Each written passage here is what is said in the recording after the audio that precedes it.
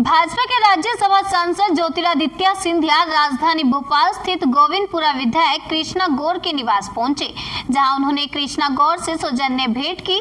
कृष्णा गौर के निवास पहुंचे सिंधिया ने कहा कि मैं आज गुरु नानक जयंती के अवसर पर सभी प्रदेशवासियों को गुरु नानक जयंती की बधाई देना चाहता हूं तथा गुरु नानक जी की जयंती पर हम सबको उनके आदर्शों पर और उनके मूल्यों पर चलने का संकल्प लेना होगा। और क्या कहा सिंधिया ने, आप भी सुनिए। और इस नाते वो सौजन्य भेंट करने आए थे। उपचुनाव में जहाँ जो जिम्मेदारी उन्होंने मुझे सौंपी थी उस जिम्मेदारी का निर्वहन मैंने किया। बहुत अच्छे मार्जिन से उन चुनाव में हम जीते और इसलिए मुझे शाबाशी देने भी आए थे। ये मेरा सौभाग्य है कि इतने वरिष्ठ नेता आज मेरे निवास पर पहुंचे हैं, उनका आशीर्वाद मुझे मिला है। ये सौजन्य भेंट थी, इसके और कोई अर्थ नहीं निकाले जाने चाहिए। नीचे आ जाइए, नीचे आ जाइए सर थोड़ा नीचे आ जाइए और नीचे आ जाइए सर। एक स्टेप और, बस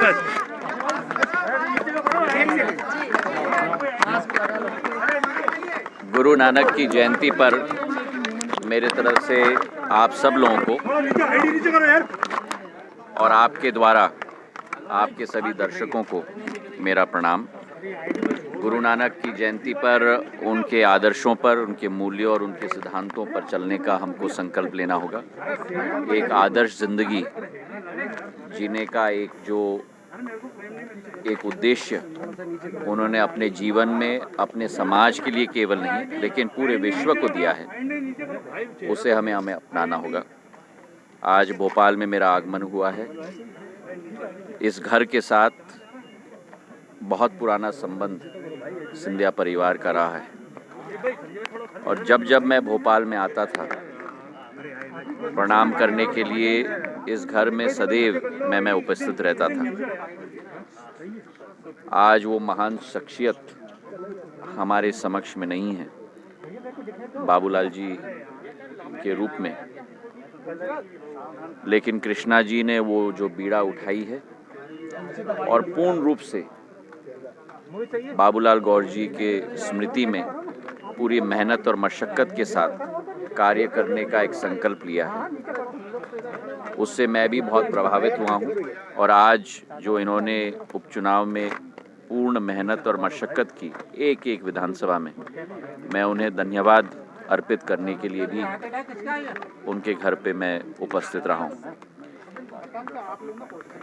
चुनाव संपन्न हो गए हैं, जनता का नतीजा सर माथे है।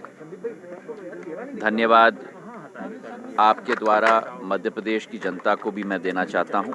अब एक मिनट, अब जिम्मेदारी हम लोगों की है विकास की और प्रगति की, और उस विकास और प्रगति की जिम्मेदारी को पूर्ण रूप से हम लोग निभाएंगे।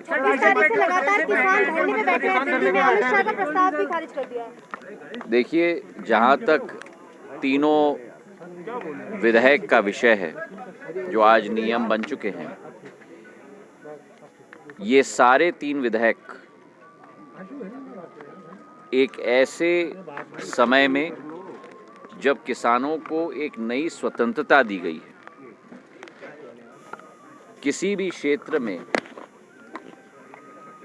अपनी बिक्री करने का पूर्ण स्वतंत्रता हर उद्योग को और हर व्यक्ति को होता था।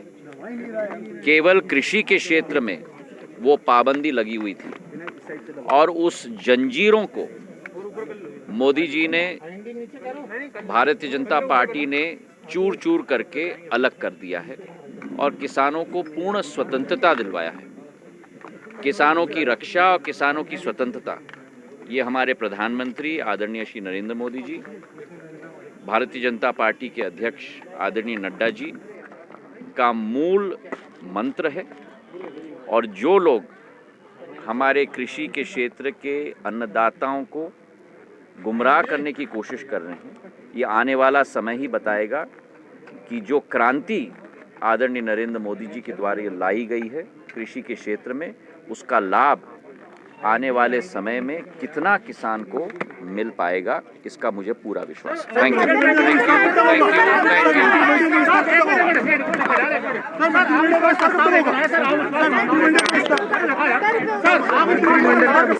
जिला कांग्रेस अध्यक्ष लेकर आए हैं गोविंद सिंह के लिए। वो तो कांग्रेस से ही पूछिए ना, मैं उन नेताओं में से नहीं हूँ जो दूसरों पर टिप्पणी करूं, वो कांग्रेस से पूछिए, असलियत जो है वो निकल रही है। बहुत बहुत धन्यवाद सर। 90 रुपए के बाद